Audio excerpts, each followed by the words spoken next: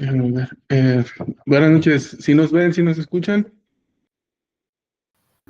Sí. Sí, ya. Muy bien.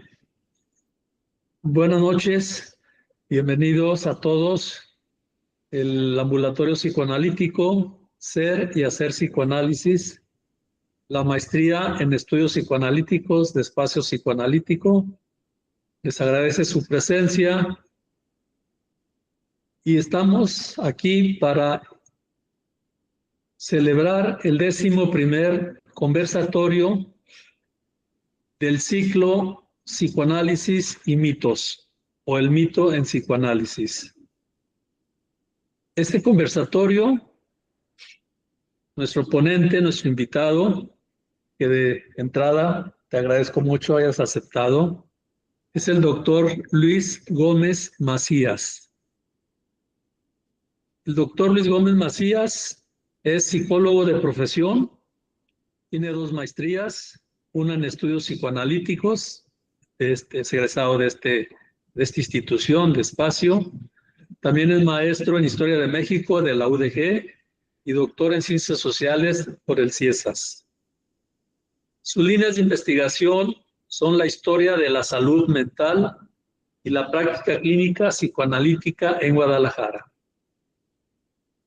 Tiene publicaciones diversas en revistas científicas, capítulos de libros de divulgación y actualmente su primer libro está siendo dictaminado. No tenemos mucho tiempo por el tema, pero pues espero que en otra ocasión nos presentes el libro y conozcamos el contenido. Él es profesor de asignatura en la Universidad de Guadalajara, adscrito al Departamento de Salud Mental del Centro Universitario de Ciencias de la Salud. Ahí además es asesor de licenciatura y maestría en las prácticas clínicas con el enfoque del psicoanálisis. Es psicólogo clínico del área de planeación y programación del Consejo Estatal de Salud Mental y Adicciones en Jalisco. Nos complace mucho, Luis, que estés aquí con nosotros. El tema es el mito fundacional del psicoanálisis en Guadalajara y estamos atentos para escucharte. Muchas gracias. No, pues primero que nada, muchas gracias a usted, doctor, por invitarme. Muchas gracias a Espacio y muchas gracias a las personas que se tomaron de su tiempo para escuchar un poquito de las cosas que venimos acá a platicarles. Para esta ocasión, a propósito de la lógica que se manejó en el conversatorio este año del mito, yo decidí reflexionar un poquito en la idea del mito fundacional del psicoanálisis, pero específicamente del psicoanálisis en Guadalajara, porque es parte pues de mi línea de investigación. Esto que voy a presentar hoy incorpora un poco del trabajo que yo he estado haciendo sobre los antecedentes o la recepción del psicoanálisis en una tesis y después también en una tesis de maestría que usted dirigió, doctor, y posteriormente en mi tesis de doctorado. Entonces, bueno, sin más, vamos comenzando, ¿no? La presentación del día de hoy actúa como bisagra, se divide en dos partes, ¿no? Lo primero es tratar de conceptualizar la idea del mito, cómo es que yo la entiendo y a qué me refiero cuando estoy hablando del mito, qué es el mito fundacional y cuál es la relación del mito fundacional o las implicaciones del mito fundacional en psicoanálisis. Entonces, lo primero tiene que ver con el componente más teórico, las implicaciones de la idea del mito fundacional y posteriormente una especie de reflexión o crítica respecto a la idea del mito fundacional o las consecuencias que puede tener, ¿no? Entonces, sin más, comenzamos. Lo primero es, para este apartado de conceptualizar la idea del mito, no sé si, no se ve que cambió la presentación, ¿verdad? ¿Se ve el cambio? No, A ver, no está tal como vez acá. en- Deme un segundo. Eh,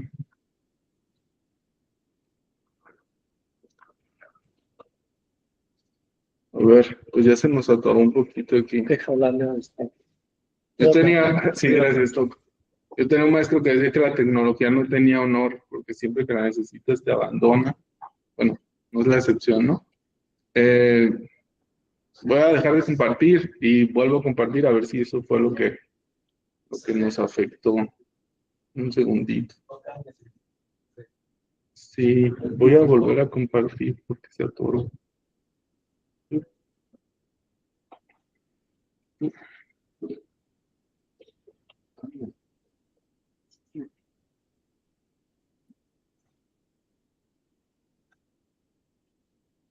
Ok, vamos de nuevo si les parece. Pero, a ver si, Cámbiale, a ver si. mire. Mira. A ver si lo cambio desde acá. Ahí está ya. Sí, Sí. vale, pues miren, para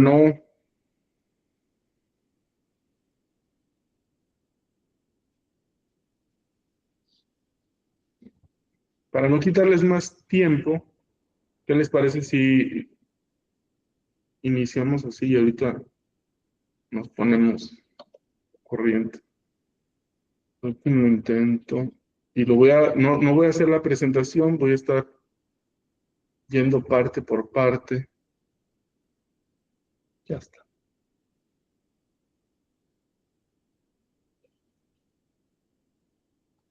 Entonces, ahora sí se ve, voy a hacer el cambio, me dicen si se ve, ya se ve, ¿verdad?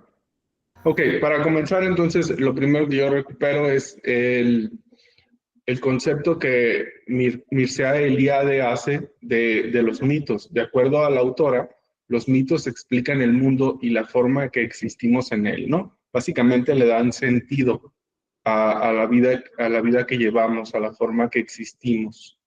Al rememorarlos, al reactualizarlos, nos volvemos capaces de repetir a nuestros antepasados y nuestros héroes. Los mitos no solo cumplen entonces una función identitaria, sino que nos empoderan, pues, nos vuelven agentes y nos ligan a un pasado heroico.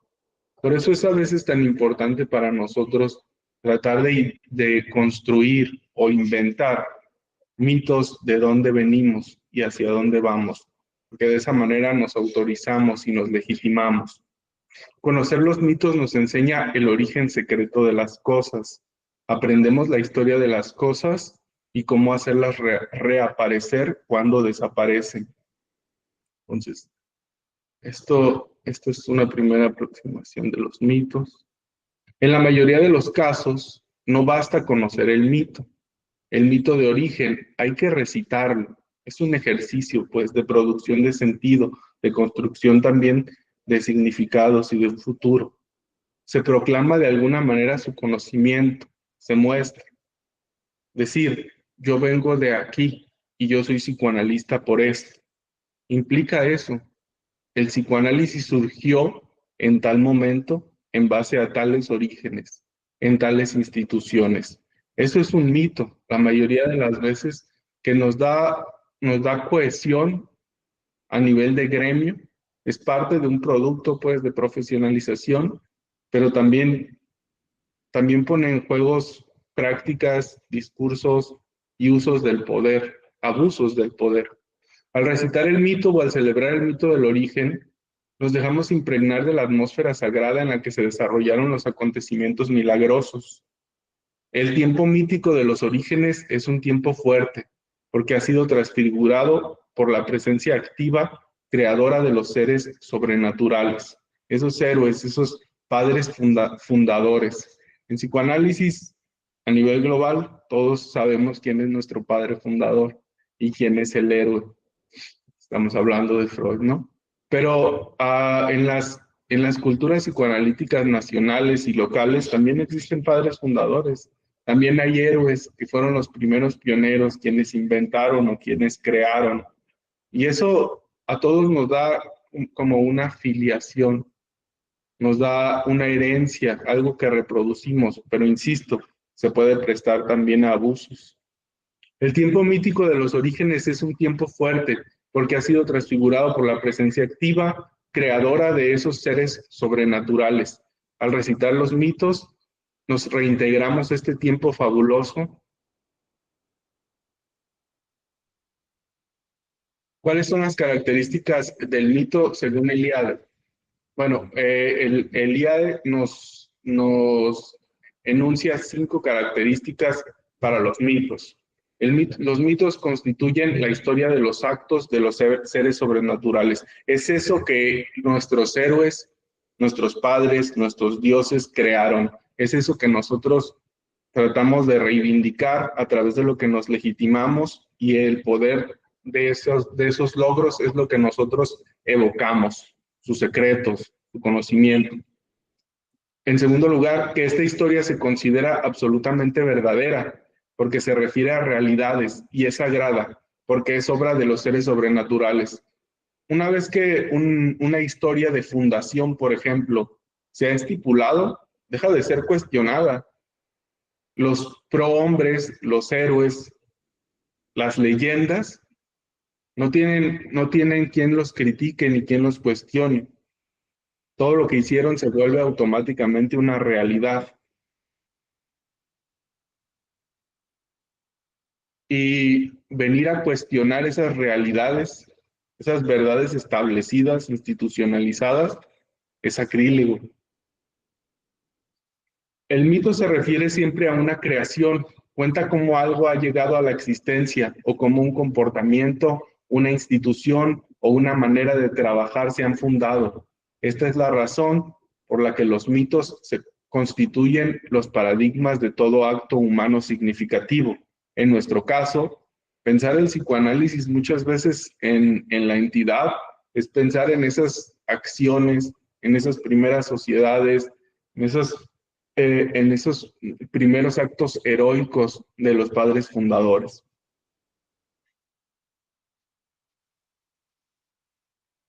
El conocer el mito, al conocer el mito se conoce el origen de las cosas y se las posee, se las manipula. Ese que sabe el mito puede legitimar su acción.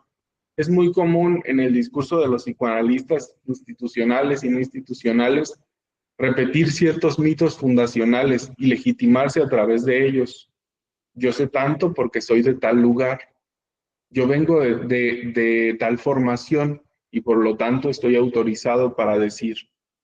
Y entonces es así como ese conocimiento secreto y oculto que se vuelve leyenda, es el conocimiento que nosotros evocamos para darnos sentido, para legitimarnos y también a veces para dejar de cuestionarnos.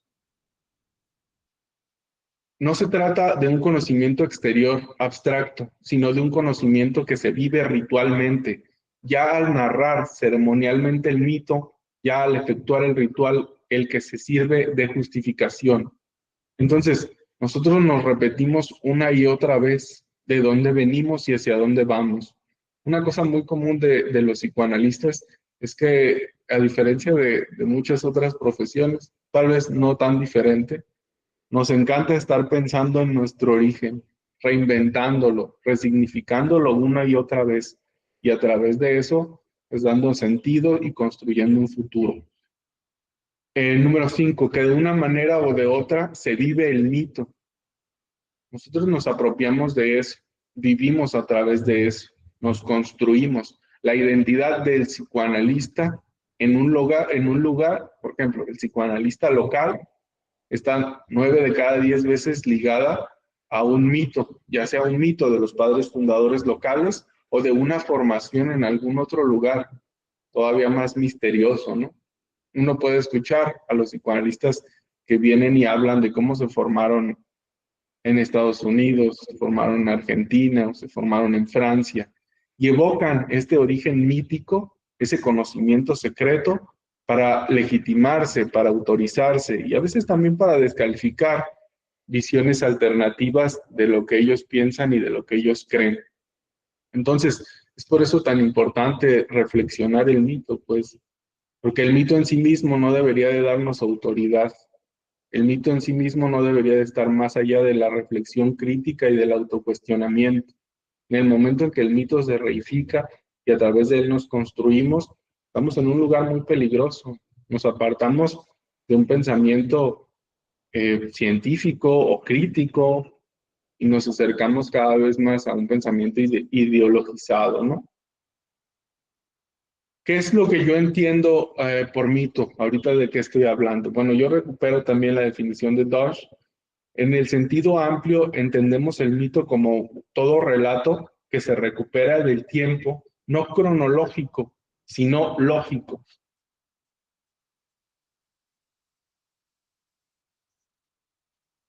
Otro punto a tener en cuenta, los mitos se remontan a los orígenes y dan sentido al presente.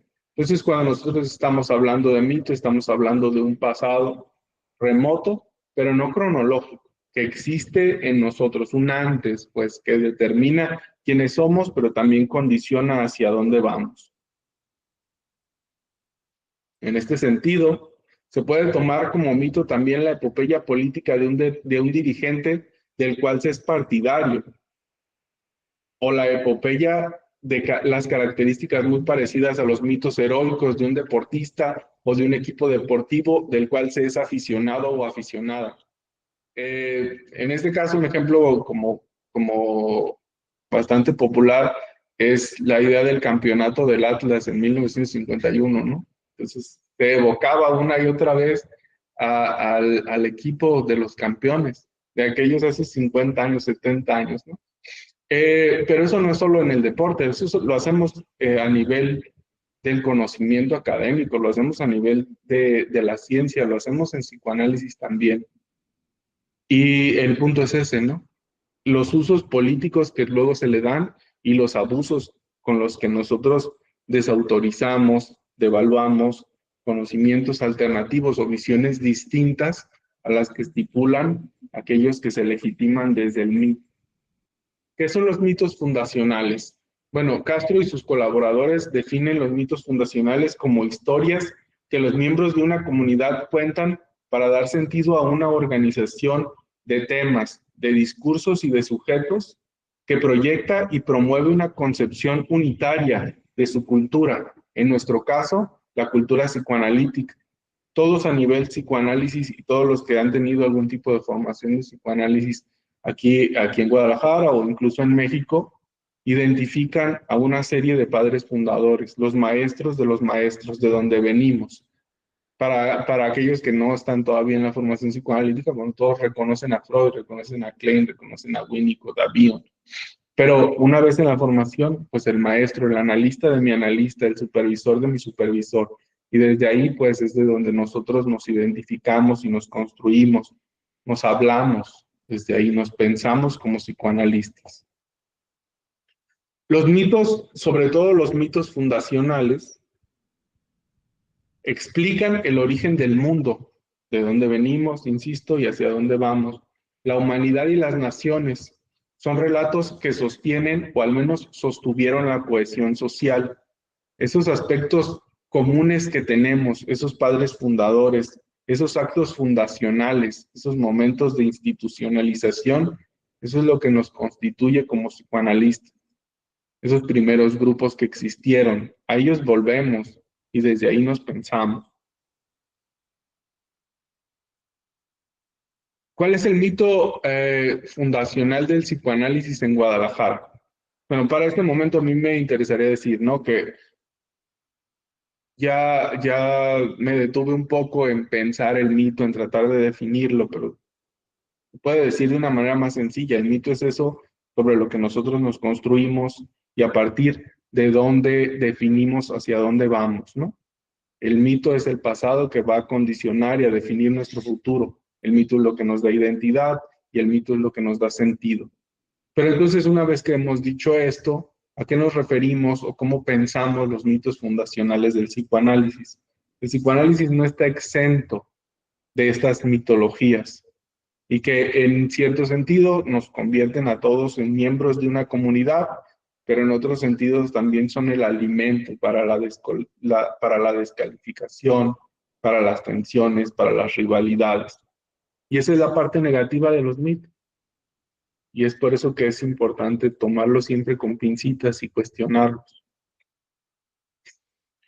El psicoanálisis llega a Guadalajara. El mito fundacional, en términos generales, que nosotros podríamos pensar del psicoanálisis en Guadalajara, y esa es la manera más sencilla que se me ocurre decirlo, es decir, el psicoanálisis llega a Guadalajara en la década de los 70 a través de un grupo heterogéneo de psicoanalistas formados en el extranjero y algunos de ellos mismos extranjeros, quienes formaron grupos de estudio que se nutrieron de psiquiatras y de psicólogos, aunque no solamente psiquiatras y psicólogos, ¿no? Había profesionales de las ciencias sociales y había otro tipo de profesionales.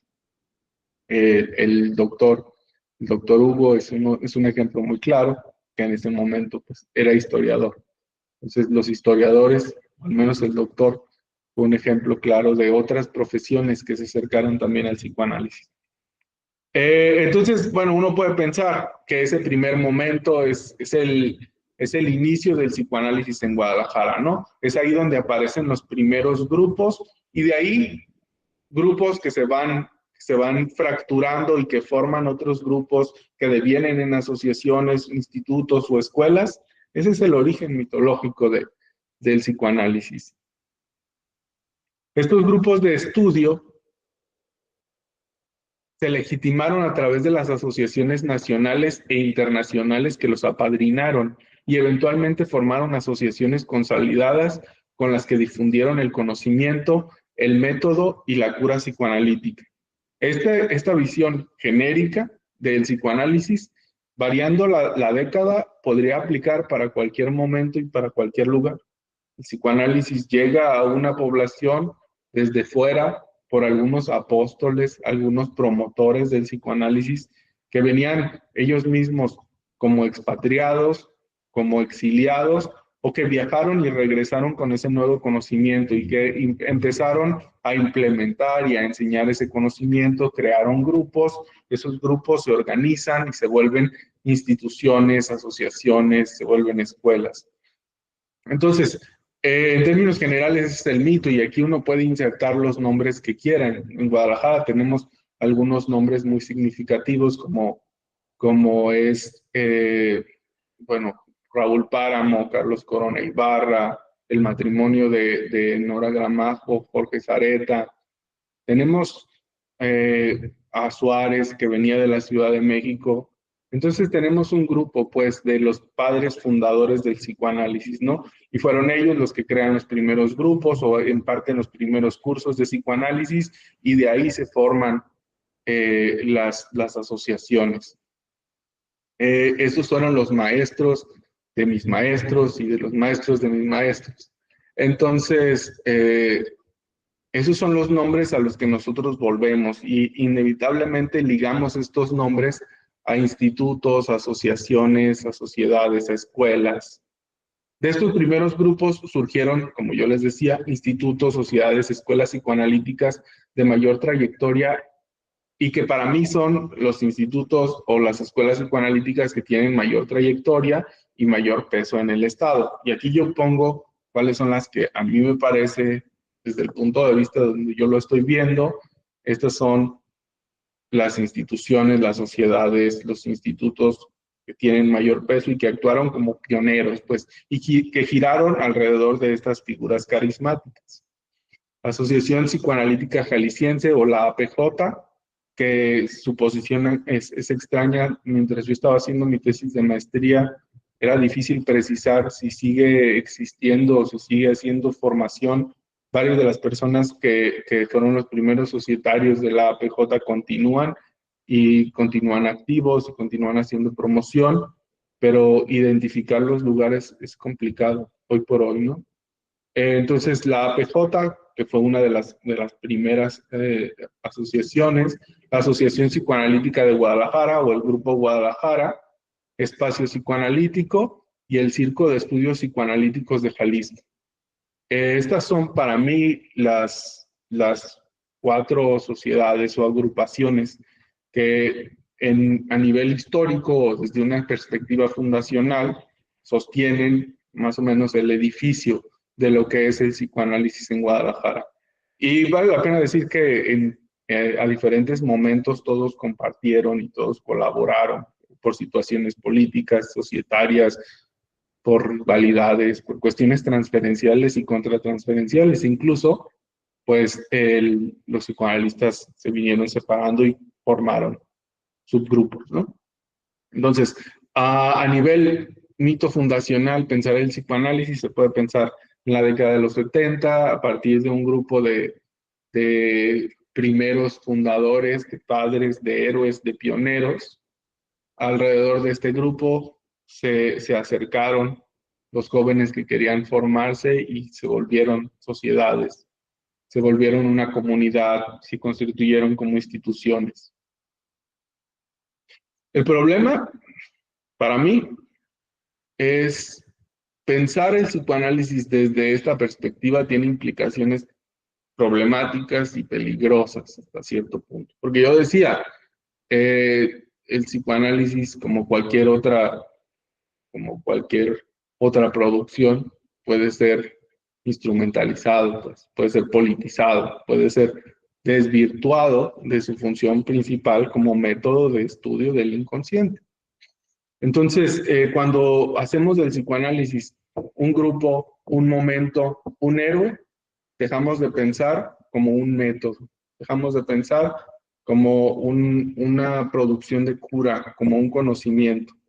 Y lo que yo vengo a sostener hoy es que más allá del mito fundacional, en Guadalajara se puede pensar en el psicoanálisis de una visión que trasciende a los héroes y más bien como un proceso de infiltración en la cultura, que se va adaptando, que se amolda y que responde a las necesidades de los momentos específicos en que surge, pues, o en que muestra su rostro. Si hacemos este ejercicio de pensar el psicoanálisis desde una perspectiva fundacional, nos metemos, creo yo, en un callejón más o menos sin salida. Porque nos lleva a decir entonces que el psicoanálisis son los grupos de psicoanalistas, que la historia del psicoanálisis empieza con los psicoanalistas, con los héroes, con los fundadores, y que solo aquellos que participaron en estas instituciones juegan un papel relevante en la historia del psicoanálisis. Quienes son parte de esta tradición son entonces los iniciados, comparten el poder, el carisma y la magia de los héroes fundadores. Y quienes no aparecen ahí, entonces son relegados, sus voces son silenciadas. Y eso, en una perspectiva científica o académica, es peligroso. Y lo digo esto pensando que yo egresé de espacio, ¿no? Que participo de alguna manera de esta tradición y que yo aprendí mucho y les debo todo lo que sé a mis maestros. Pero eso no significa que nos tenemos que reducir al mito. Tenemos que pensar más allá. Esa es la postura psicoanalítica. Constante reflexión, cuestionar y reivindicar sobre todo el método, no los actores. Otra forma de pensar el psicoanálisis que no cae en la reducción del mito fundacional sería pensarlo como un saber, como un discurso o como una serie de prácticas. Desde que surgió en Viena a finales del siglo XIX, la práctica y el discurso del psicoanálisis se han extendido por el mundo. Se reduce a un grupo de personas. En el siglo XX, el psicoanálisis se convirtió en uno de los saberes más importantes de Europa y de América, con presencia particularmente destacada en Inglaterra, Estados Unidos, Francia y Argentina. Cuando nosotros pensamos en los grandes teóricos del psicoanálisis, inevitablemente vamos a pensar en personas que surgieron en estos países, ¿no? De acuerdo con Elie Zaretsky, el éxito del psicoanálisis en el siglo XX se debió a que dotó de sentido a la experiencia de pérdida, de autonomía característica de las sociedades de consumo del siglo pasado. El nivel de penetración social del psicoanálisis fue distinto en cada país. Andrés Ríos Molina sostiene que en países como Uruguay, Argentina y Brasil, psicoanálisis llegó a ocupar un lugar importante en la terapéutica, mientras que en Colombia, Chile y en México fue desestimado por la hegemonía médica, ¿no? Pero lo importante de todo esto es mi perspectiva, trascender del mito fundacional y pensar en el psicoanálisis como algo más amplio, como un producto cultural que está constantemente en diálogo, que está sometido a tensiones y se está reformando, reafirmando también.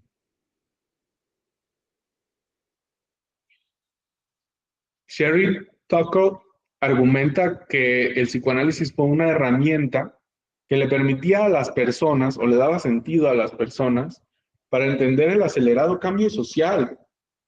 Igual de importante en la expansión a escala global de este saber fue el papel que desempeñaron sus agentes de difusión, personajes que se dedicaron a divulgar y adaptar dicho cuerpo de conocimientos a culturas nacionales específicas. A estos agentes, Joy Damus y los historiadores y Mariano Plotkin les han llamado apóstoles del psicoanálisis. Algo que me interesa y por lo que quiero destacar este apartado, porque yo acá voy a presentar algunos de esos agentes de difusión o momentos de difusión que por muchos años están desfasados del mito fundacional y que nos llevan a pensar al psicoanálisis como una cosa mucho más presente, mucho más, sí, en constante negociación con la cultura, pero no como que no existiera. No se puede decir que no había algo de psicoanálisis, que no había un conocimiento, incluso una práctica psicoanalítica antes de los 70. Cosas estaban pasando. Y mi apuesta hoy es venir y demostrar que el psicoanálisis, al menos aquí en Guadalajara y en tiendas del occidente de México, estaba más allá, a pesar de las instituciones psicoanalíticas y los mitos psicoanalíticos. El psicoanálisis, entonces yo lo quiero pensar como un saber en Guadalajara, como un producto cultural. Lejos de ser el monolito institucionalizado, el psicoanálisis se infiltra y se adapta a las condiciones. No es una serie de grupos que conforman un bloque. Es más bien un discurso, una práctica, un conocimiento que está ahí constantemente en negocio con la cultura, que trata de emerger y que a veces se tiene que disfrazar, se tiene que cambiar de nombre. Una cosa común, y es claro que es así, es que por mucho tiempo, para hablar de psicoanálisis aquí en Guadalajara y se puede decir que en México, se le llamaba también medicina psicosomática. La medicina psicosomática era una forma de psiquiatría psicoanalítica. Y entonces era una forma en que el psicoanálisis se hacía presente ahí donde no había psicoanalistas, ahí donde no había sociedades psicoanalíticas, pero la necesidad de una reflexión psicoanalítica se hacía presente, ahí donde el paciente seguía gritando, a veces en silencio, a veces a través de su cuerpo, la necesidad, pues, de un psicoanálisis. Entonces, si pensamos el psicoanálisis como un producto cultural, como un saber, y no solamente como un grupo o una serie de grupos, podemos remontarnos en esta búsqueda, en este descubrimiento del psicoanálisis hasta el decenio de 1920, 50 años antes de la década de los 70, cuando estábamos pensando la construcción del panorama psicoanalítico. Desde la segunda mitad del siglo XIX y desde principios del siglo XX existió entre las élites médicas de Guadalajara una preocupación por impulsar prácticas que promovieran la salud y el bienestar de sus ciudadanos.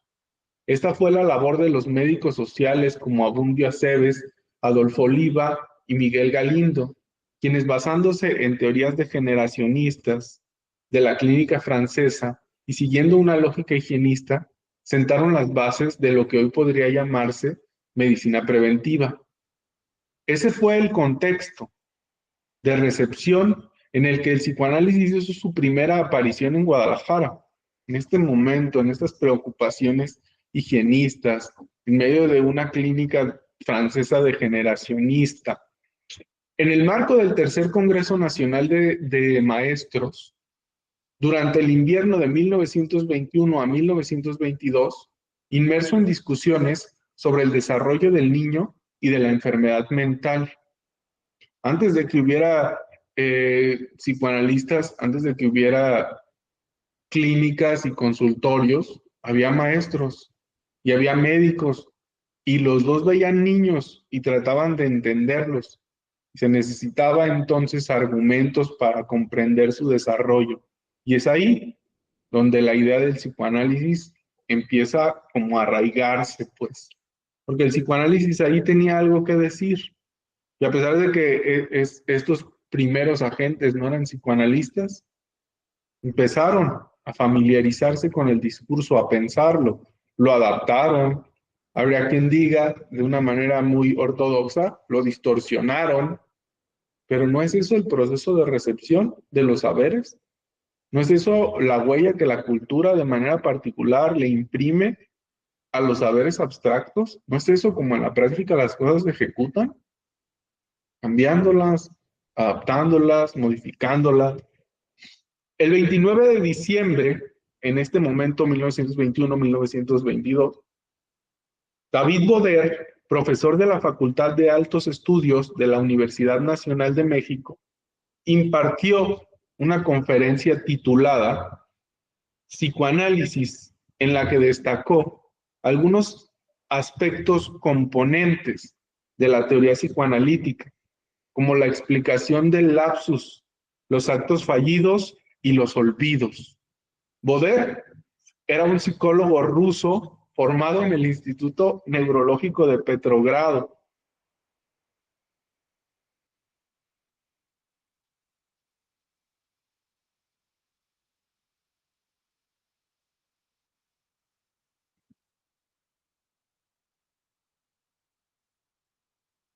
Que de acuerdo con Wolfson Liar, además había estudiado en Vilna, Leipzig y Chicago. Pues para los que estudiaron psicología, entonces deben de recordar que varios de los primeros laboratorios de psicología estaban en estos lugares, ¿no? Pues posteriormente y a causa de la revolución de 1917, se desplazó a Japón y luego a México, donde se incorporó en 1920 a la Escuela Nacional de Altos Estudios, fungiendo como profesor de alemán, estudiante de la Cátedra de Psicología y Psicología Especial, de las cuales posteriormente él mismo se volvería ayudante de profesor.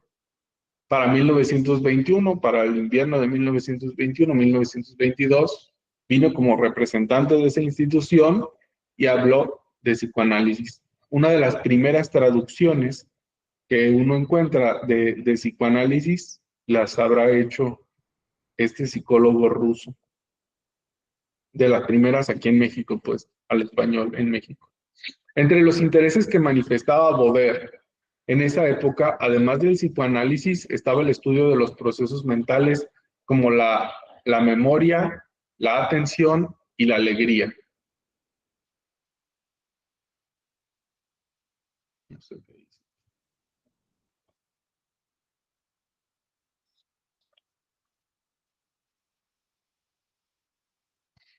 En 1921, entonces, presentó un texto de introducción al psicoanálisis de Freud, el cual fue probablemente la primera traducción del alemán al español que se realizó en México. Los reportes hemerográficos a propósito de la recepción que tuvo el trabajo de Boder aquí en Guadalajara dicen lo siguiente.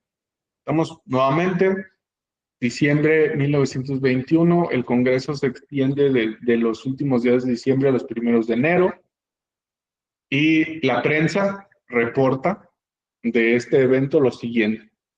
En el salón de actos de la Dirección General de Educación Primaria y Especial da referencia de que no fue suficiente para contener a los concurrentes, en su mayoría maestros de escuela y estudiantes, quienes acudieron a escuchar al distinguido conferencista. El señor profesor Boder disertó sobre un asunto por demás original, relacionado con la psiquiatría y la pedagogía, tema que se refiere a la explicación científica de los errores que cometemos, sean errores concernientes al habla, al oído y a la memoria.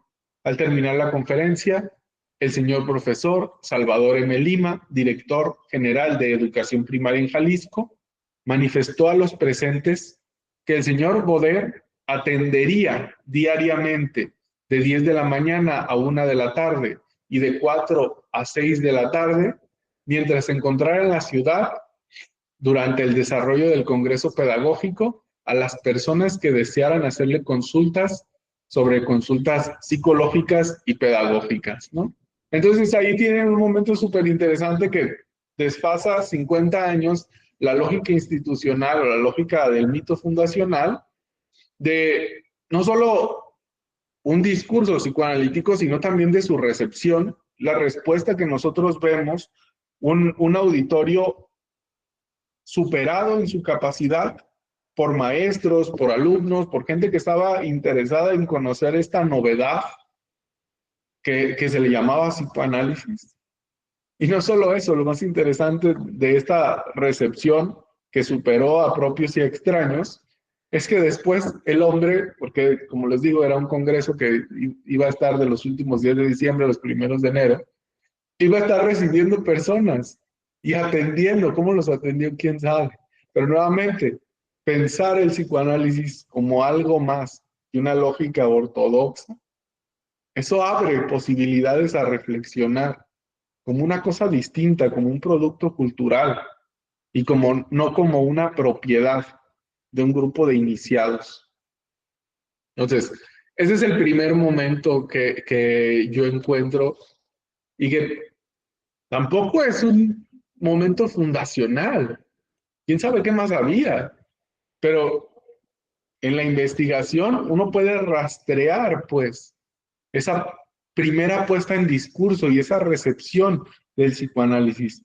Para la década de 1920, después de esto, se siguen suscitando eventos. Yo acá les traje nada más para que lo vieran, el recorte del periódico de 1921. Efectuóse ayer la conferencia del señor Boder. Y acá está la respuesta y la recepción que tuvo. Después de 1921, 1922, uno empieza a encontrar en las publicaciones del periódico, en el periódico en aquella época, se publicaban los anuncios de ocasión y entre los anuncios de ocasión, las bibliotecas o las librerías, más bien las librerías, anunciaban los libros que tenían. Y entonces, en esta década y sobre todo ya después en la década de los 30, uno empieza a ver en los anuncios de los libros que estaban promoviendo las librerías que aparecen textos de psicoanálisis, no necesariamente escritos por Freud, casi siempre eran síntesis, casi algunas eran críticas, pero ahí estaban y estaban a la venta para que todos los intelectuales adinerados de Guadalajara que quisieran acercarse a este nuevo conocimiento lo pudieran hacer. Hubo otros eventos, lejos de ser un único momento y una desaparición, la ocasión en la que nosotros vemos o el proceso en el que nosotros vemos que aparece el psicoanálisis en el 21 continúa en la marcha, ¿no? Para 1925 vino a México Pierre Janet. Pierre Janet estuvo trabajando un curso en la Universidad Nacional de México, pero en el periodo en que estuvo allá en la Universidad Nacional, lo solicitaron que viniera también acá, porque Guadalajara no se quería quedar atrás en todas las innovaciones científicas que se estaban dando en términos de psiquiatría. Y entonces le encargaron que viniera a dar unas conferencias acá. Y entonces, para 1925 tenemos a Pierre Janet en Guadalajara. Yo le puse así, Pierre Janet en Guadalajara y la psicología de los sentimientos. Entre los meses de agosto y septiembre de 1925, el médico francés Pierre Janet impartió en la Universidad Nacional de México un curso denominado Psicología de los Sentimientos, el cual estuvo compuesto por 15 conferencias en las que se abordaron temas como la psicología, la medicina, la realidad, el odio y el amor.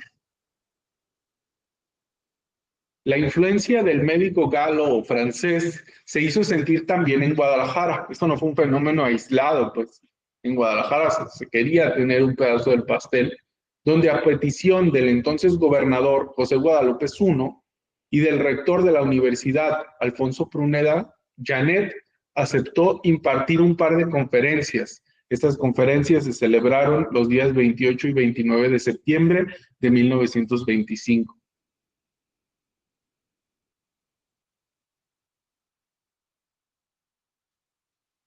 Estas conferencias fueron tituladas El presupuesto del espíritu y la regulación de la acción, fracaso y triunfo. Los reportes hemerográficos destacan el éxito de las mismas, apuntan además a que en torno del conferencista se congregó toda la élite intelectual de la ciudad y que su presencia fungió como una plataforma para discutir las novedosas ciencias psicológicas. Y entonces acá tienen a otro hombre que viene a hablar de temas propios de la psicología o del psicoanálisis, de la psiquiatría, y alrededor de esta celebridad estaba toda la élite de Guadalajara, ¿no? Interesándose, empapándose de estos nuevos conceptos. Y que hoy para nosotros suena extraño pensar en Pierre Janet y pensar en el psicoanálisis. Es una diferencia histórica. En aquel momento, las personas no distinguían entre Freud y Pierre Janet cuando hablaban de psicoanálisis. Pensaban que eran simplemente dos escuelas dentro de una misma forma de hacer las cosas, ¿no? Entonces, aunque a primera vista nosotros podríamos decir, bueno, ¿y eso qué tiene que ver con el psicoanálisis? Tiene todo que ver porque en ese momento no había mucha distinción. Un ejemplo de esto es una de las primeras tesis que se publicaron, la primera tesis que se llamó Psicoanálisis. El médico de la Ciudad de México, que la publicó en la década de los 20, la tesis se tituló Psicoanálisis y hablaba de las dos escuelas de psicoanálisis. Hablaba específicamente de la escuela francesa de Pierre Janet y hablaba de la escuela vienesa de Freud. Entonces, un ejemplo muy claro de cómo esta distinción que hoy nosotros hacemos y que tiene que ver con las instituciones, que tiene que ver con los mitos, no necesariamente correspondían a lo que estaba pasando en ese momento. Y esto no busca de ninguna manera quitarle el mérito a nadie, solo más bien ampliar el panorama, tensionarlo. A lo largo de los años 20, además, surgieron o fueron apareciendo en la revista y en la prensa alusiones al texto psicoanalítico como un elemento de la modernidad. El 18 de octubre del 25, en un artículo sobre la formación de detectives, se sostiene que para su capacitación, los gendarmes acuden a las escuelas especiales, donde aprenden anatomía, psicología, psicoanálisis, física, química y leyes para enfrentarse con los ladrones científicos, ¿no?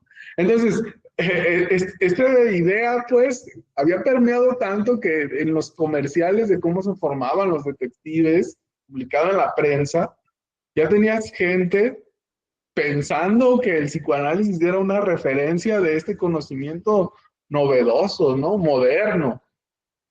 No todo era bueno, por supuesto. Que la cultura lo adapta, lo cuestiona, lo piensa desde el lugar en el que la cultura está.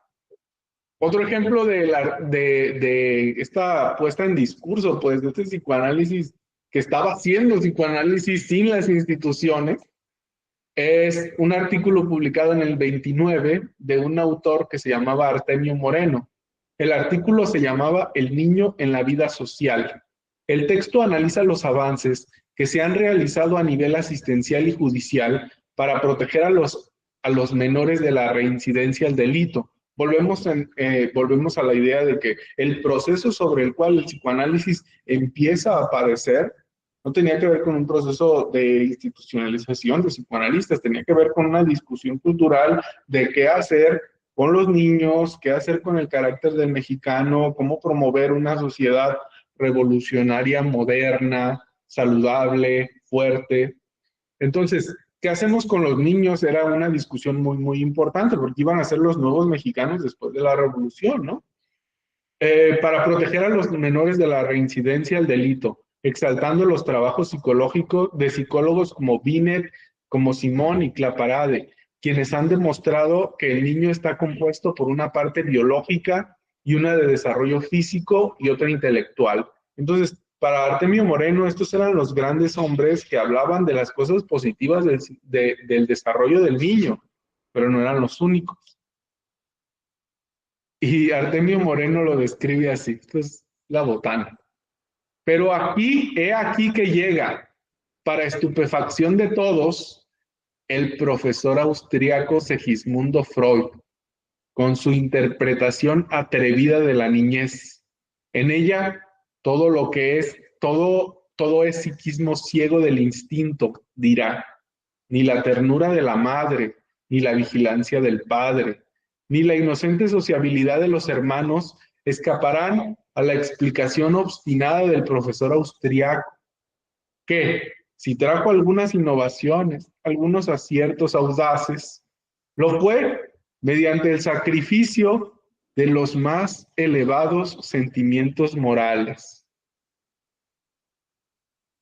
Entonces, para la sociedad sumamente religiosa del tiempo, la sexualidad, el odio, el amor, eros y tánatos eran una cosa impensable en los niños.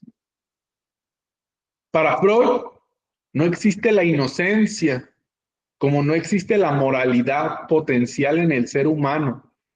Y esto es una aberración.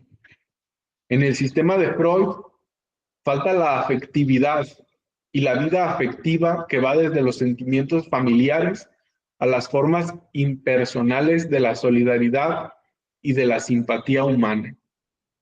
Entonces, bueno, lo interesante de todo esto es el psicoanálisis estaba ahí, flotando, discutiéndose, pensándose, no era aceptado completamente, era discutido, era reflexionado, era adaptado, cuestionado por los enfoques en los que el sujeto los está recibiendo, ¿no? Está tomando desde lo que el sujeto tiene para darle sentido y desde ahí desacreditarlo o aceptarlo. Pero más allá de si fue bueno o malo, más allá de calificarlo positivo o negativo, lo importante es identificar su presencia. Una presencia que no tiene que ver con asociaciones, una presencia que no tiene que ver con institutos, que trasciende a los individuos como grupos sectarios y que se impregna en la cultura, ¿no? No sé cómo estamos de tiempo, Doc, porque yo acá traigo otra década todavía, pero A ver, ya estamos a las 8. sí, unos 10 minutos. Vale, muy bien. Entonces ya voy a empezar a cerrar. Para que haya preguntas. Sí, claro. Lo importante acá era señalar, pues, esta primera década, conforme entramos en la década de 1930, nuevos procesos se suman. Lo más importante de esta década es que se da la profesionalización de la psiquiatría. Pensar los psiquiatras antes de la década de 1930 es complicado porque la profesión del psiquiatra no existía como tal. En la década de 1930, en todo el mundo, en todo México, pero específicamente en Guadalajara también, se da un proceso de modernización. En Guadalajara, el manicomio del Hospital Civil se rehace, reacomodan todo el Hospital Civil, específicamente algunas áreas como las cocinas, como las lavanderías, pero entre las áreas que tuvieron el privilegio ponen piso, porque antes de entonces al parecer no había piso. Entonces remozan todo el hospital y se le invierte mucho dinero en los 30, en principios de los 30, se le invierte mucho dinero al manicomio. El manicomio se moderniza y entonces con esta nueva como modernidad pues de de la psiquiatría, mucha gente se siente atraída, muchos de los médicos que estaban en formación se sienten atraídos a cuestionar o a pensar la salud mental, ¿no? Si existía tal cosa, pues, o la locura, que es un término como mucho más de la época. La locura. Y entonces se acercan y empieza a darse la profesionalización, se producen las primeras investigaciones de corte científico. Antes de eso es difícil hallar investigaciones en Guadalajara de corte científico, entre comillas, lo que se entiende ahora. No había, más bien eran reportes de caso, no había resultados de laboratorio. Una de las primeras investigaciones o artículos que se publicaron en los 30 tenía que ver con el efecto del corazón, ¿no? Y pues se le empezaron a poner a la gente a medir el ritmo cardíaco y luego las ondas cerebrales, y entonces pues sentían que estaban en la vanguardia, ¿no? Lo que hoy yo creo que se experimenta cuando hacen los escaneos cerebrales, ¿no? Es la misma, pues a los médicos les gustan sus juguetes y desde ahí postulan cosas. Pero bueno, lo importante es que todo esto les dio un empuje muy grande, pues, y entonces la discusión de formar una sociedad saludable, una sociedad fuerte y revolucionaria, cae en las manos de aquellos que sabían de salud, de comillas.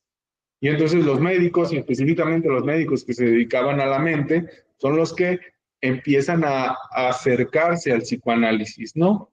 Entendido como un saber más. No se pensaban como psicoanalistas, no se consideraban psicoanalistas, no querían ser psicoanalistas, eran médicos, no necesitaban mucho más. Tenían toda la legitimidad que necesitaban para eso. Entonces, al principio de la década de 1930 se inicia un segundo momento para el psicoanálisis, en el cual se observa la paulatina expansión de la teoría hacia la psiquiatría, disciplina que comenzaba su propio desarrollo hacia la profesionalización. La psiquiatría recuperaría al psicoanálisis como una orientación teórica y conforme su disciplina psiquiátrica se institucionalizara, se convirtió en la matriz profesional de la cual surgieron los primeros psicoanalistas encargados de organizar la práctica psicoanalítica. Fue de ahí de donde salen, pues. Acá yo traigo, para que no se aburran, lo que les comentaba, ¿no? Para este periodo, la modernidad tapatía se anunciaba a través de los movimientos literarios o los libros que estaban de moda, los libros que eran importantes leer y conocer. Y entre esos libros importantes que valía la pena leer y conocer para estar actualizado y ser culto, estaba, denme un segundo,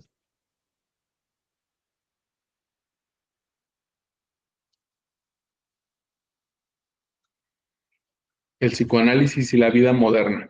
Yo les decía, en un primer momento no necesariamente aparecen textos de Freud, son más bien como síntesis, como reflexiones, pero por acá traigo otro recorte de una de esas primeras publicaciones de cómo se puso a la venta, pues, el texto psicoanalítico en Guadalajara.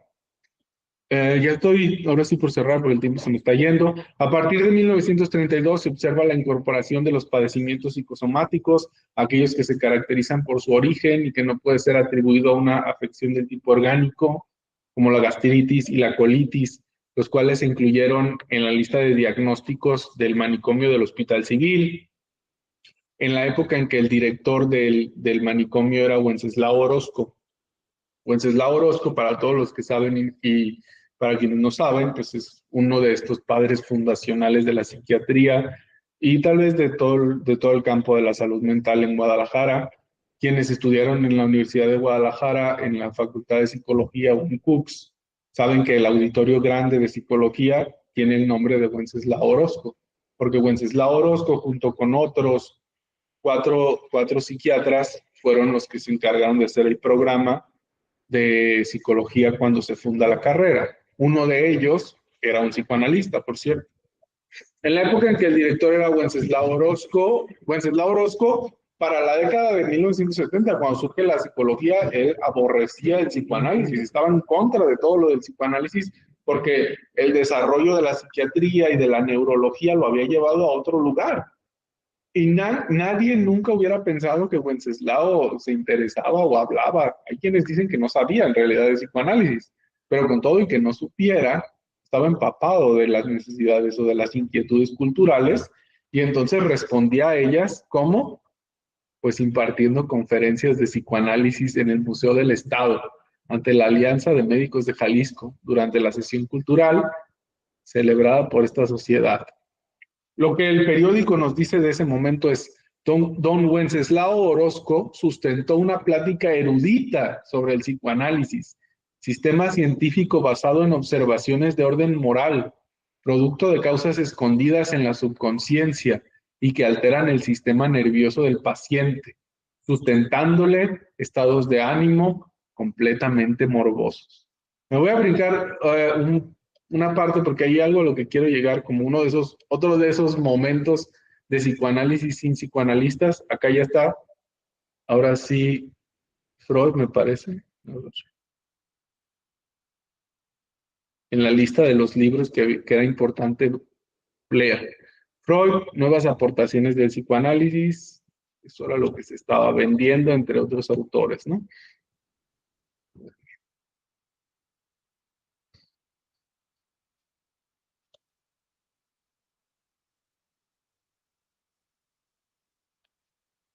Por último, destaco el papel de Fernando de la Cueva, quien fue director de otro psiquiátrico, director de la Casa de Salud Mental Josefina de Tlaquepaque, Jalisco, a partir de 1935. Según yo, y puedo estar equivocado, pero según yo, el refugio, el centro cultural de Tlaquepaque, era la Casa de las Josefinas. No me consta, no me haga mucho caso. Se dedicó a la consultoría en el Hospital Psiquiátrico de Zapopan, además de practicar la psiquiatría de gabinete. Escribió una serie de artículos y temas relacionados con la neurología, la psiquiatría y la psicología y el psicoanálisis para la Revista Mexicana de Psiquiatría y Medicina Legal. Lo interesante es que en 1936, entre sus publicaciones se encuentran reblandecimiento de la médula, bla, bla, bla, me voy a brincar esto, naturaleza y problemas de la adolescencia, y hay uno que es importante, freudismo y psicología individual, el cual se publicó primero en el 36 en la Ciudad de México, pero luego en el 37 se publicó en una revista de aquí de Guadalajara que se llamaba Índice. Era una revista literaria, no científica, no médica, junto a poemas de Chayo Uriarte y las investigaciones históricas de Luis Páez Broche. Y acá está la revista, ¿no? Y bueno, lo que yo con esto termino, mi intención pues es mostrar cómo tenemos que, yo considero que tenemos que honrar y darles el lugar y el respeto que merecen los héroes del psicoanálisis, pero al mismo tiempo tenemos que pensar más allá de eso, entonces, y no prestarnos a las pugnas, a las descalificaciones, que a veces son muy dadas entre psicoanalistas, ¿no? Y que se sostienen por mitos fundacionales. Entonces, bueno, con eso termino yo. Muchas gracias. Bueno, tenemos un tiempo para preguntas, comentarios. Hagan uso. Por ahí veo ya una mano. ¿Quién, perdón? ¿Angélica? Okay, que ahí hay un mano levantada que es de Guillermo. Guillermo. Sí, Te escuchamos, ¿qué tal? Guillermo. Gracias, espero que me escuchen bien. Gracias, Luis, gracias, doctores. Mi pregunta era como historiadores y en la época y en el contexto actual donde el psicoanálisis clínico, al menos lo vemos en Francia, donde hay nuevas políticas, acaba de salir la noticia esta semana, ¿no? Que hay políticas públicas que parece que están prohibiendo, al menos para los seguros médicos, pues pagar, ¿no? Tratamientos de psicoterapia con enfoque psicoanalítico, ¿no? O sea, parece que quieren anular el psicoanálisis, pero por otro lado, pues vemos un creciente interés de otras áreas de las humanidades en dialogar con el psicoanálisis, ¿no? Las artes, la filosofía, la literatura, etcétera. Entonces, en este choque como de tendencias, y ustedes como historiadores, ¿cómo ven el futuro del psicoanálisis al menos en México, tiene futuro quizá el psicoanálisis teórico, pero el clínico o no. Por ahí iría mi pregunta. Perdón, ¿no? No. No, pues sí, es una situación compleja, súper, súper interesante. Yo anuncio, pues, pero hace como 2 semanas presenté ahí en el Wenceslao una ponencia de como la actualidad psicoanalítica del modelo de la psicoterapia que sigue la lógica de medicina basada en la evidencia, ¿no? Y de cómo hay un discurso que por un lado intenta descalificarlo, pero al mismo tiempo hay esfuerzos como en Alemania, en Estados Unidos, de psicoanalistas que intentan, como con todo y que se resisten o que hay crítica, intentan salvar lo que pueden, ¿no? Entonces, es complicado, pues, porque es luchar contra la hegemonía. Pareciera que eh, el modelo médico hegemónico ya estipuló que el psicoanálisis no da resultados, aunque la evidencia no se sostiene, aunque cada año se producen más resultados, estudios de metaanálisis de intervenciones de psicoterapia psicoanalítica, modelos actuales, en el mismo DSM-5 uno puede encontrar formas de psicoterapia psicoanalítica que son consideradas como viables. Yo siempre le digo a mis alumnos, agárrense el DSM-5, el apartado de casos, trastornos de la personalidad, y 5 de los casos de los 10 son de psicoanalistas, donde no está el psicoanálisis ahí, pero la gente ni sabe ni lo cuenta y no le conviene saberlo, pues porque hay un discurso ahí que no tiene nada que ver con lo científico. Los psicólogos y los psiquiatras no son científicos. La psicología y la psiquiatría pueden ser ciencias, pero los psicólogos y los psiquiatras son profesionistas. Y los profesionistas, que algunos de ellos puedan hacer ciencia o no, es otro boleto, pero no a priori. Y los profesionistas compiten por un mercado. Preguntarle a un psicólogo de un enfoque por qué su enfoque es mejor que otro, es como preguntarle al de la coca por qué la Pepsi es mala. Y ese tipo de cosas no se cuestionan a propósito de la lógica de la ciencia, ¿no? Pura ideología ahí.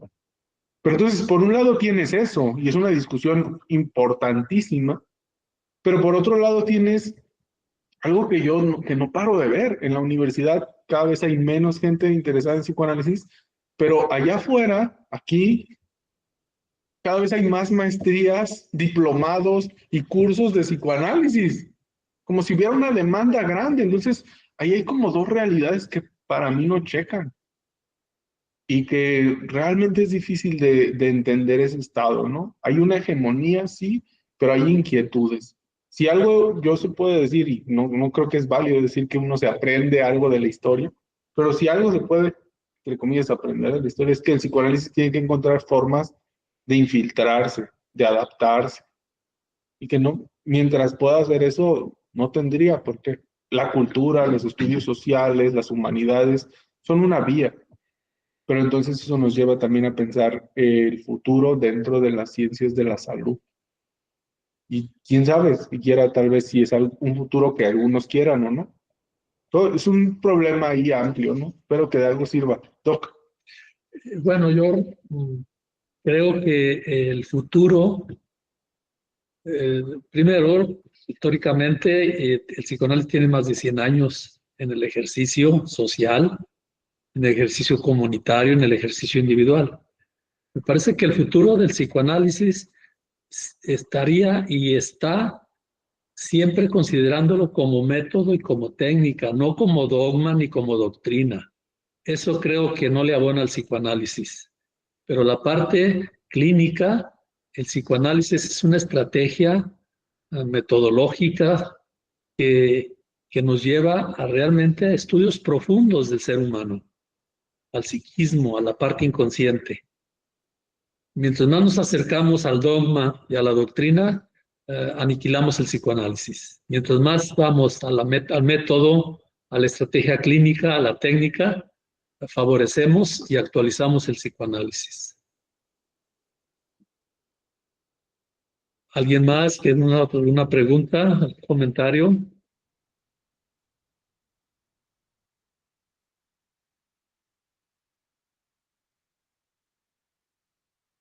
Yo quiero hacer un comentario, le voy a juntar el comentario porque esto de los padres fundadores me dio mucha luz cuando hablas de la sacralización del mito. Y me parece que también se contagia o lo adquieren la sacralización los padres fundadores. Entonces ahí está esa parte omnipotente que se le da a los padres fundadores y que narcisísticamente la sostienen en esas pugnas, ¿no? Sí. Y eso mismo nos lleva a los enfrentamientos y a las pugnas y a las divisiones.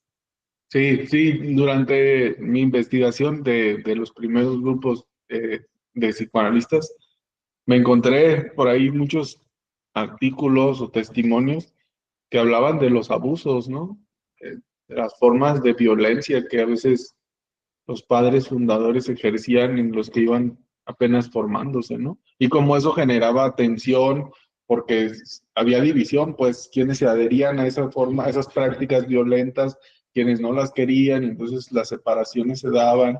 Es una cosa complicada, ¿no? Ese es ahí lo que yo insisto, pues que no hay que sacralizarlo, ¿no? Por supuesto, yo estoy encantado, aquí estoy en espacio, ¿no? Con mis maestros, mis amigos, con esta casa que tiene más historia de lo que uno piensa, pero no por eso uno tiene que sacralizar las cosas y dejar de mantener una visión como crítica, ¿no? Eso sí, por supuesto. Yo asistí, comentaba con Luis, a una reunión de 20 psicoanalistas y se llamó Armar el Psicoanálisis en Guadalajara. Y comentábamos y discutíamos que yo decía que el enemigo duerme en casa, porque precisamente a veces el psicoanalista o el profesor que enseña, que da psicoanálisis, es el que combate al propio psicoanálisis. Cuando se da el rompimiento en una asociación, cada quien se lleva a sus analizandos. Entonces, lo que tú dices es muy cierto, el compromiso es con el saber, no con el sujeto, que detente el saber. El compromiso es con el saber, no con quien esté empoderado del saber. Sí, una de las primeras rupturas de las grandotas que hubo en los grupos aquí en Guadalajara tuvo que ver con una ruptura que se hizo allá en México. Ni siquiera tenía que ver con esto, tenía que ver con los padres fundadores de México y esta separación de, bueno, yo me llevo a mi gente, entonces ya no puedo juntarme contigo porque mi analista está allá y ya no se lleva con ellos. Sí, sí. Es exactamente eso, ¿no? Los psicoanalistas no estamos exentos, no están exentos del narcisismo, ¿no? Y hay que mantenerlo a raya. Bien, por ahí, ¿alguna pregunta? Veo a Ángeles, veo a Alma, a Víctor, a Sandra, los estudiantes que ahorita los Pues tengo aquí. pues solamente me gustaría hacer un comentario. Y pues bueno, felicitar al doctor por la excelente ponencia. A mí me queda claro que el mito fundacional del psicoanálisis que él nos viene a traer ahora en esta ponencia, pues no debe leerse como un relato heroico, sino como la transmisión de una ética. Sí, es escuchar lo que se repite, acoger aquello que nos es insoportable, alojar lo que no tiene nombre. Y entonces, si entendemos así, el psicoanálisis no se sostiene por la fidelidad a una historia, sino por la reactualización constante de ese acto fundante en cada encuentro clínico que tenemos. Entonces, a mí me quedó muy claro y además me dio bastantes ideas para la investigación que estoy haciendo. Voy a poner, de hecho, un apartado acerca del acto fundante, tanto del psicoanálisis como de los colectivos de búsqueda. Creo que me dio mucha luz. Muchas gracias, doctor. Y gracias también al doctor Hugo por este encuentro.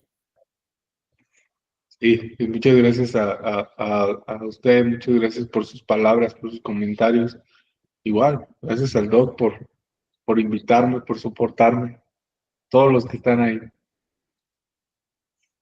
Bueno, he soportado, Liz, con mucho gusto porque ya lo escucharon, el manejo que tiene, el conocimiento y precisamente su tesis de maestría y su tesis de doctorado, pues ha ido ahondando más en esto. Espero también ese libro, si es sobre estos temas, Sí. te invitaremos luego a que lo presentes aquí. ¿Alguien más que desea hacer alguna pregunta, algún comentario?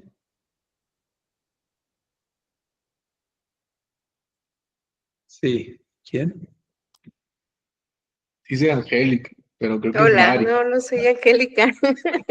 Bueno, me llamo Mari, pero pues bueno, solamente quería felicitarlo. Creo que algunas de las personas que estamos aquí hemos sido sus alumnos y la verdad es que nos da siempre mucho gusto y emoción el que nos comparta como toda la investigación que realizó, pero se nota como el empeño, las ganas siempre cuando comparte cada dato y creo que tal vez mi pregunta iría más enfocada en nosotros, cómo podemos tomar un rol más activo, tal vez en cuestión en el tema de que, bueno, se relaciona un poco con la pregunta de Guillermo, ¿no? De tal vez no dejar como ir el interés. Yo creo que al estudiar, pues obviamente se abren muchas puertas, pero también de manera individual, cómo podemos seguir fortaleciendo como nuestro interés en el área del psicoanálisis, ¿no? A ver, doc. No, pues es una muy, muy buena pregunta, Mari. No, ni siquiera lo había pensado. Yo creo que desde ya empecemos por desmontar efigies, ¿no? Empezamos por cortarle los pies a los héroes, cortarle la cabeza y a ver qué sale, ¿no? Desacralicemos esas cosas que damos por hecho y cuestionemos. En el momento que nos quedamos cómodos con algo, lo dejamos de cuestionar y no puede haber ideales, nadie. Entonces, ni nosotros mismos, obviamente. Pero bueno, se me ocurre eso, seguir cuestionando, seguir criticando, siempre. Pero no sé. A ver, Doc. No, bueno, pues yo les diré, aquí tienen un ejemplo. Aquí tienes a tu maestro que acabas de citar, que ha incursionado desde de una maestría en psicoanálisis, ahora es un doctor, precisamente desacralizando. Ahorita está la palabra decolonizar, decolonizar la enseñanza. Y decolonizar la enseñanza es quitar esa parte de que el saber da poder solamente por saber. Entonces, el cuestionarse, el buscar, el estar constantemente en esa falta, nos lleva a eso que tú quieres y preguntaste. La falta nos lleva a la búsqueda permanente y constante. Muchas gracias por sus respuestas y felicidades por la ponencia. Gracias a ti, Mari. Gracias. Bueno, pues agradecerle primero al doctor Luis por su brillante conferencia, siempre muy generoso, nos trae información, nos cuestiona, nos desestabiliza y nos conduce a esa búsqueda, que es precisamente lo que pretendemos en cada una de estas conversaciones. Este es el 11º, el penúltimo conversatorio del año y también del ciclo Psicoanálisis y mitos.